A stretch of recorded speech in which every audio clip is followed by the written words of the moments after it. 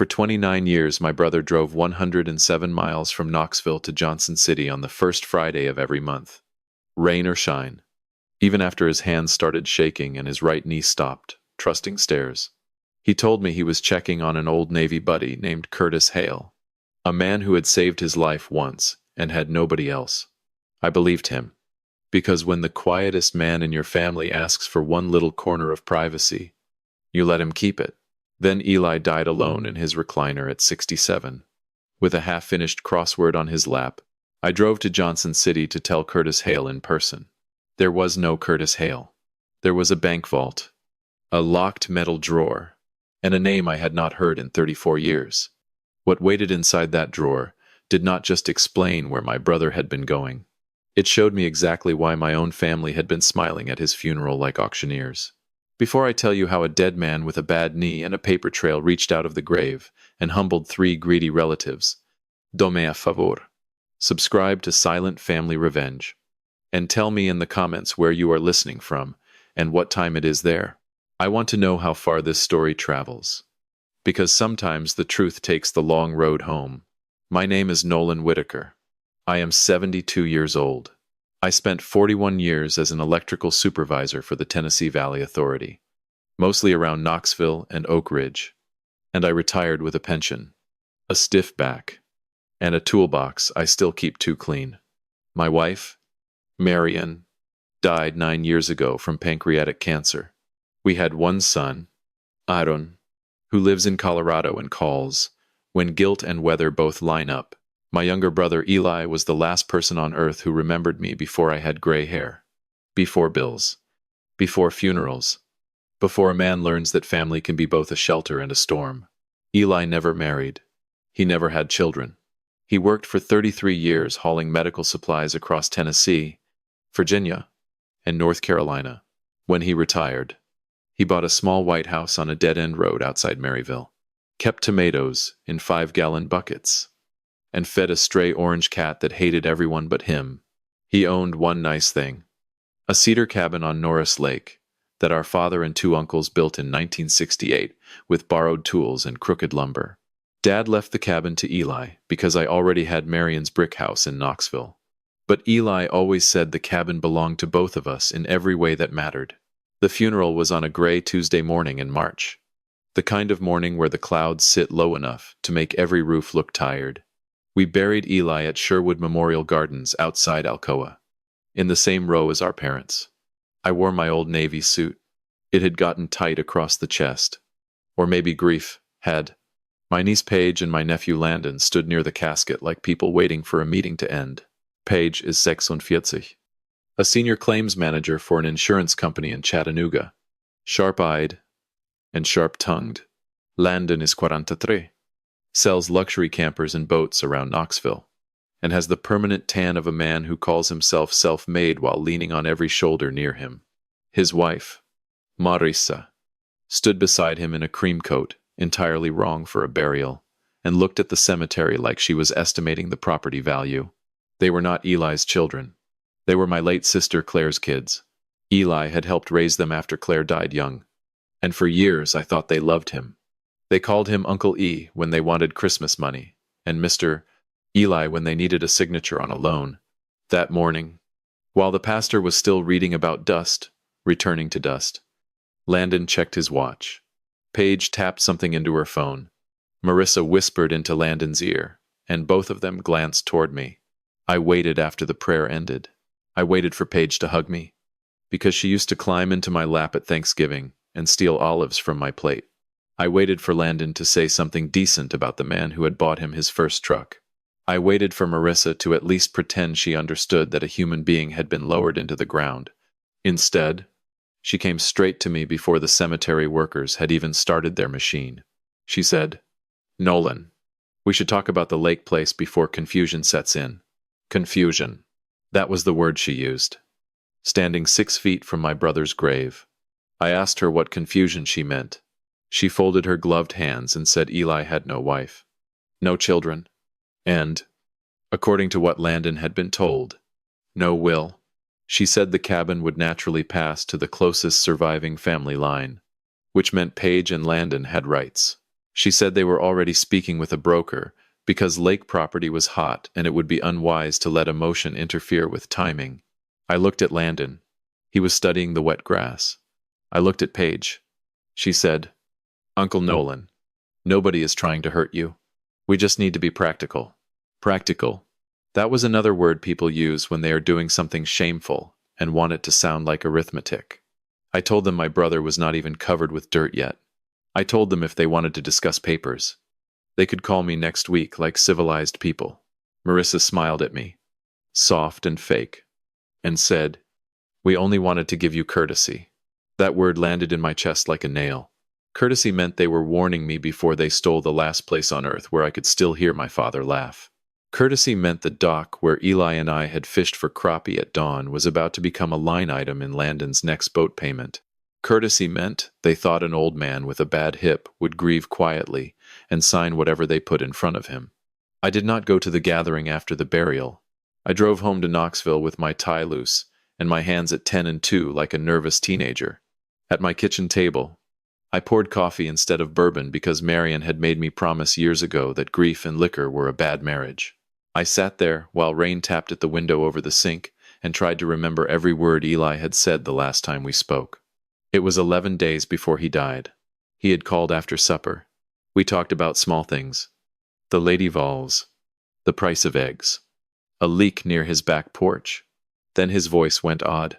He said, "Noli, if something happens, the drawer is at Appalachian Federal in Johnson City. Ask for Miss Willa, and if they ask for a name, tell them Naomi Ruth." I had laughed because I thought he was being dramatic. I asked who Naomi Ruth was. He said, "Someone who deserved better than silence." Then he changed the subject so fast I let him. I had lived long enough to know that brothers sometimes leave a door closed because opening it might let out more than they can stand. At the table, that rainy afternoon, the sentence came back whole. Appalachian Federal. Miss Willa. Naomi Ruth. Curtis Hale came back too. The old Navy buddy. For 29 years, Eli had driven to Johnson City to help Curtis Hale with groceries, doctor visits, tax forms, and whatever else an aging friend might need. Eli had given Curtis a history. Curtis liked ginger snaps. Curtis had a bad left shoulder. Curtis had a daughter in Memphis who never came. Curtis listened to bluegrass on AM radio. Curtis was so detailed that I had once bought him a Christmas card and sent it with Eli. I called directory assistants. Then I called 2 veterans groups in Johnson City. Then I searched every obituary I could find. No Curtis Hale with Eli's age. Navy service. Or address in Washington County. By 10 o'clock that night, I was staring at my phone with the strange, sick feeling you get when a lie you trusted turns out to have furniture inside it. The next morning, I called Appalachian Federal Trust. A woman answered in a voice that sounded like church basements and clean ledgers. I asked for Miss Willa. There was silence on the line. Then she asked who was calling. I told her Nolan Whitaker, brother of Elijah Whitaker. She did not say Elijah, who she said, very softly, "Oh, Mr. Nolan, I wondered when you would come." I drove east on I-40, and then I-81 with the mountains folding blue in the distance. Knoxville to Johnson City is about 107 miles. Long enough for an old man to think too much, and short enough that every excuse my brother ever made suddenly felt heavier. I reached the bank before noon. Appalachian Federal sat in an old stone building not far from downtown, with polished brass handles and a redbud tree out front, just starting to bloom. Miss Willa was smaller than I expected, maybe 70, with silver hair pinned back and a cardigan the color of oatmeal. Her name tag read Willa Sayers. When she saw me, she put one hand over her heart like a person seeing a ghost arrive on time. She asked for my license. She looked from the picture to my face, and whatever she saw there made her eyes shine. She said, "Your brother talked about you every month for almost 3 decades. That sentence nearly took my legs out from under me. She led me past the teller windows to a small office with a landscape painting of the Holston River on the wall. A man stood when we entered. His name was Martin Keel. He was the trust officer. He wore a brown suit and had the nervous dignity of a man who had been guarding a secret too long. He shook my hand with both of his. He said, "Mr. Whitaker, I am very sorry. Eli was not just a client here. He was my friend.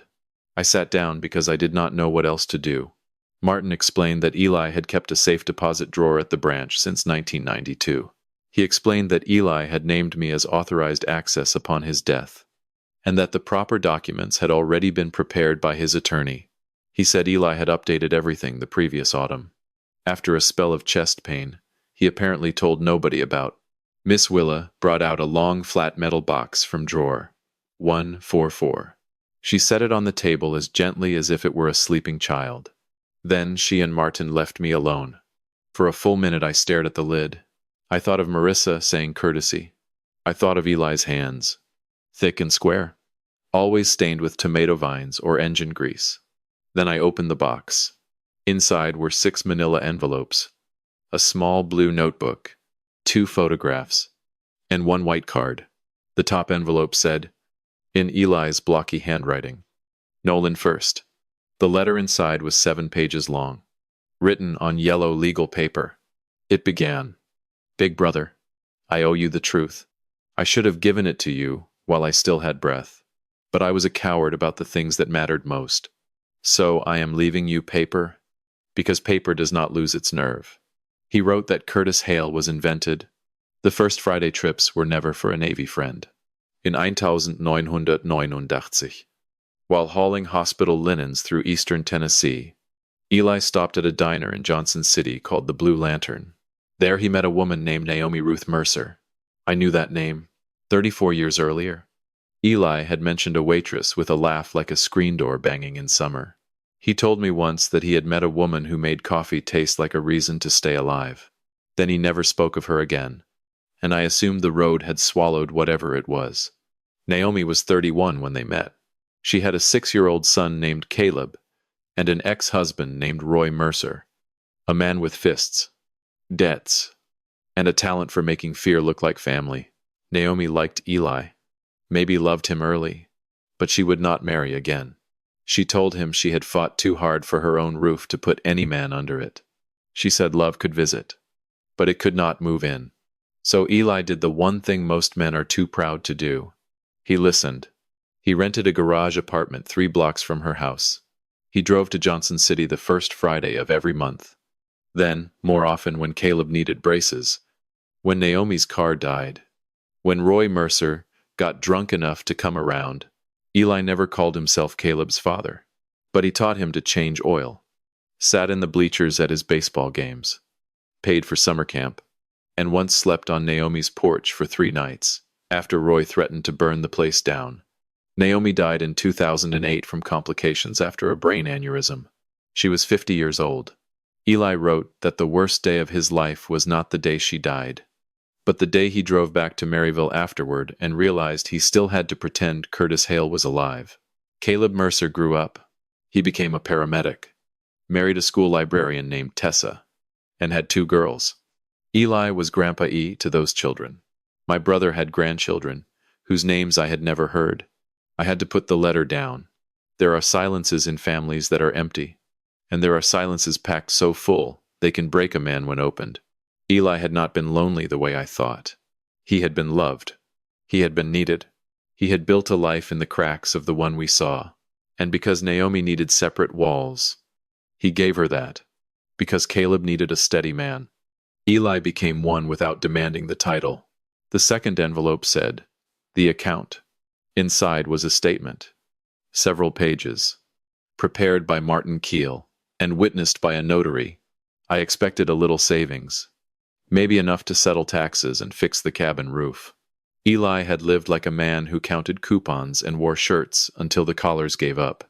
The summary page said $24. Babait Sisher. Samba Ishidu. Sishirar. I read it 3 times before the number became real. Eli had not gotten rich by magic. In 1986, when our mother died, she left each of us $52,000 from the sale of her small house in Fountain City. I used mine to pay medical bills and put a new roof on Marion's home. Eli took his share and bought into 3 things Martin's father had recommended: a boring regional storage company, a tiny parcel near what later became a medical office corridor in Johnson City, And a basket of stocks?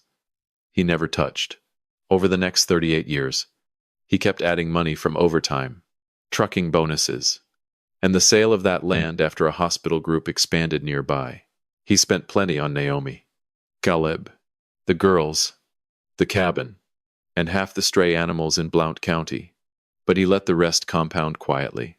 I cried then, not because of the money. Money that large does not feel like money at first. It feels like weather, like something too big to pick up. I cried because my brother had lived with such discipline and tenderness while the rest of us mistook him for simple. I cried because he could have owned every room he walked into and still chose the corner chair. The third envelope said Page, Landon, Marisa. My stomach tightened before I opened it. Inside was the blue notebook, along with copies of checks, wire receipts, letters, and printed emails. Eli had kept records, the way some men keep grudges, quietly and with dates. The first entry was from 2007. Page had asked my wife Marion for $4,800 to save her from eviction after a payroll mistake. Marion gave it because Marion believed people when they cried.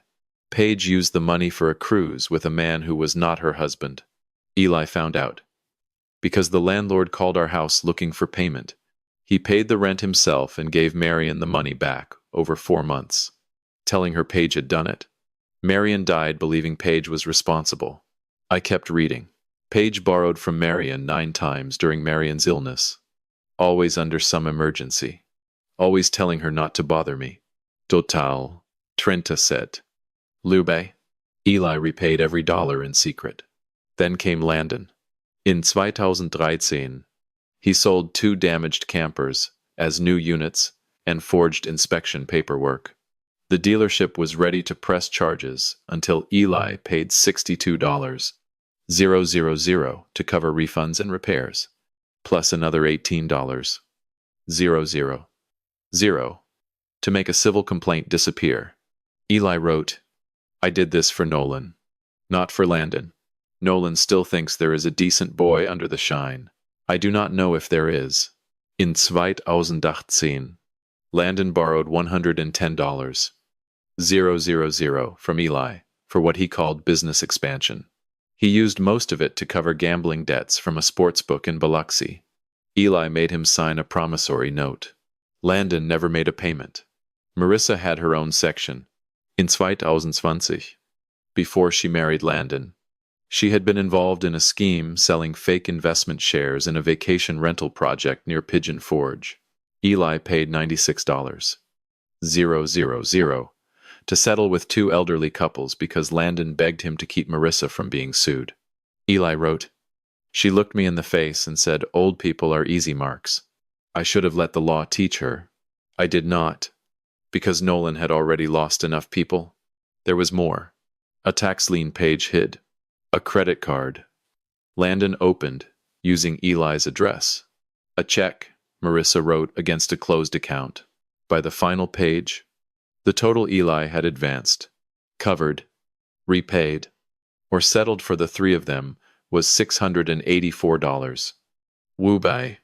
With interest under the signed notes and the documents his attorney had drawn, the recoverable amount was $812. Jobai sicher. My hands were shaking so badly, I had to set the notebook down. The people who spoke of courtesy beside Eli's grave had been living for years inside his mercy. They had used him like a broom, then complained when the house looked clean enough to sell. The 4th envelope said cabin. I opened it and found a trust agreement dated 2011. Eli had transferred the Norris Lake cabin into the Whitaker-Mercer family trust. The cabin was to be used during my lifetime, whenever I wished. After my death, it would pass to Caleb Mercer's daughters, Naomi's granddaughters, the children Eli had helped raise. Page and Landon had no legal claim. The cabin had not belonged to Eli personally for more than a decade. I laughed once. Sharp and ugly. Alone in that little room, Marissa had been appraising something she could not touch. The 5th envelope said attorney. There was a card for a lawyer named Rebecca Lyle in downtown Knoxville. Under it, Eli had written, She knows everything. Trust her before you trust your own temper. The 6th envelope said Caleb. It contained a photograph of a man in his late 30s, standing beside Eli at a backyard grill. Two little girls sat on Eli's knees, one holding a melting popsicle, the other wearing his cap backward. My brother was smiling in that picture, in a way I had not seen since we were boys. When I stepped out of the vault room, Miss Willa was waiting with tissues. I must have looked like a man dug out of a collapsed mine. I asked Martin if Caleb Mercer knew I existed. Martin nodded. He said Caleb had known about me his whole life. He said Eli spoke of me constantly, called me the steady one, the one who kept the family name from turning sour. Martin asked if I wanted to meet him. An hour later, Caleb Mercer walked into Appalachian Federal wearing a paramedic uniform and the guarded expression of a man approaching a relative who may not want him. He had Naomi's dark eyes from the photograph and Eli's careful way of removing his cap indoors. He said, "Mr. Whitaker, I'm sorry about Grandpa E." Grandpa E. 2 words. And my brother became larger than death. I stood up. I meant to shake his hand. Instead, I hugged him because I am old enough now to know when pride is just fear in a suit. Caleb held on like he had been waiting for permission. He told me about Naomi. He told me Eli fixed every broken thing in their house and never made Naomi feel broken for needing help. He told me Eli taught his daughters to fish at a pond near Warriors Path State Park. He told me the youngest girl, Lucy, had cried for 2 days because she thought heaven might not have tomato plants. I drove back to Knoxville with Eli's letter, the notebook, and the cabin trust on the passenger seat. The mountains were purple by the time I reached home. I did not turn on the television. I sat at the table until sunrise, reading every page again, making notes, hearing Marion's voice in my head telling me not to act from rage if truth could do the work better. At 9, the next morning, I called Rebecca Lyle. Rebecca was 58, direct, and had the kind of calm that makes liars sweat. She came to my house that afternoon with 2 file boxes, a laptop, and the original will. Eli had signed it in 2016 and updated it in October of the previous year. The will named me executor. It left the bulk of the estate to a trust for Caleb Mercer, his wife Tessa, and their daughters. It left gifts to Martin Keel, Miss Willa, a free clinic in Johnson City where Naomi once received treatment, and to me, enough money to fix every old worry in my life and still leave most of it untouched. Then Rebecca showed me the clause for Paige, Landon, and Marissa. Every documented payment Eli made on their behalf was classified as an advance or loan where paperwork existed, and as a debt claim of the estate where bank records supported it. The estate was instructed to seek repayment unless I, as executor, found a reason not to. I asked Rebecca if this would hold. She said the signed notes were strong. The bank records were clean. And Tennessee courts did not look kindly on people who benefited from documented loans and then tried to pretend they were gifts. She also told me the will had a no-contest clause. Paige and Landon could fight if they wanted, but fighting would cost them, and the facts would not improve with daylight. 4 days later, we met them in a conference room in Knoxville. Rebecca reserved it at her office on Gay Street. I chose the time, 10 in the morning, because greed looks worse before lunch. Paige arrived first in a black blazer, carrying a leather folder and a face full of confidence. Landon came in next, smelling like expensive cologne and panic. Marissa wore sunglasses indoors for the first 30 seconds, then took them off when Rebecca looked at her over the top of her glasses. Paige said, "I hope this won't take long. I have a client call." I said, "It will take as long as Eli needs." That was the first time I saw uncertainty flicker across her face. Rebecca began. She explained that Eli had left a valid will. She explained that I was executor. She explained that the estate was considerably larger than anyone in the room had understood. Landon leaned forward. "How considerable?" Rebecca told them the number. There are silences that feel like prayer, and silences that feel like a trap closing. This one was the second kind. Marissa whispered, 24 million. Paige's mouth tightened. Landon's face went red from the neck up. Then Rebecca explained the beneficiaries. Caleb Mercer, Tessa Mercer, their daughters, the free clinic, specific gifts, trusts, instructions. She did not rush. She laid it out like a surgeon, placing instruments on a table. Paige interrupted. Who is Caleb Mercer? I said. A man Eli helped raise while you were busy treating him like an ATM with a pulse. Landon said. That is not blood. Rebecca said. Blood is not required to inherit under a valid will. Marissa found her voice. We'll contest it. Obviously. An old unmarried man, leaving millions to strangers that screams undue influence. Rebecca nodded once, as if Marissa had said exactly what she expected. She opened a folder and slid copies of Eli's medical evaluation across the table. Eli had been examined 2 months before the update. The doctor found him competent. The witnesses were independent. The notary was independent. Rebecca had video of the signing because Eli wanted no confusion after his death. Paige said, Fine. Then the cabin. That at least is family property. Rebecca slid the trust agreement forward. She said the cabin had been transferred in 2011 and was not part of the probate estate. I retained lifetime use. After me, it would pass to Eli's chosen beneficiaries. Marissa laughed without humor. That is ridiculous. Landon has already paid for an appraisal. I looked at her. Then he paid to learn what he does not own. Landon turned on me. Uncle Nolan, you can't be okay with this. We're your real family. That word real nearly got me. I thought of Caleb's uniform, Naomi's photograph, Eli's tomato plants, Marion handing Paige money with shaking cancer-thinned fingers. Real family does not stand over a grave and count square footage. Rebecca opened the second file. She said, There is another matter. The estate is calling in debts and recoverable advances owed by the 3 of you. Paige frowned. What debts? I placed Eli's blue notebook on the table. Paige looked at it, and in that second I knew she recognized it. Maybe she had seen Eli writing in it. Maybe guilt has a smell only the guilty notice. I said, Marion's money. Paige. The rent. The cruise. The emergencies you invented while my wife was sick. Eli paid her back because he did not want me to know you had used her. Paige went pale. That was private. No, I said. Private as a woman keeping her dignity during cancer. What you did was hidden, not private. Landon muttered. Careful. I turned to him. The forged camper inspections. Biloxi. The promissory note. The credit card at Eli's address. Should I be careful with those too? His jaw opened and closed.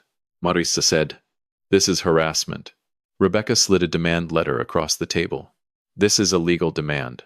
The total amount currently due to the estate is $812. You have 30 days to repay. Negotiate a structured settlement, or prepare for litigation. The estate is prepared to pursue wage garnishment, lien, account levies, and any other lawful collection remedies. Marissa stared at Rebecca, then at me. You hateful old man. I almost smiled. No, a hateful old man would have exposed you while Eli was alive and let him watch you squirm. I am a tired old man honoring my brother's instructions. Paige tried a different voice then. Softer. The one she used when she was a little girl and wanted another cookie. Uncle Nolan. Aunt Marion would not want this. That was the closest I came to losing my temper. I leaned forward and said, Do not use my wife as a shield after using her as a purse. Marion believed you had repaid her. Eli let her believe that because he was kinder than I am, I will not repay his kindness with cowardice. Landon's eyes filled with tears. He said, I have kids. You have 1 son you barely see, and 2 stepchildren. Marissa sends to private school with money you do not have.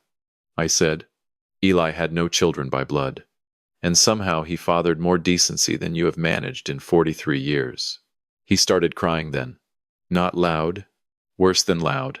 Small, broken breaths, like a boy caught stealing from a church plate.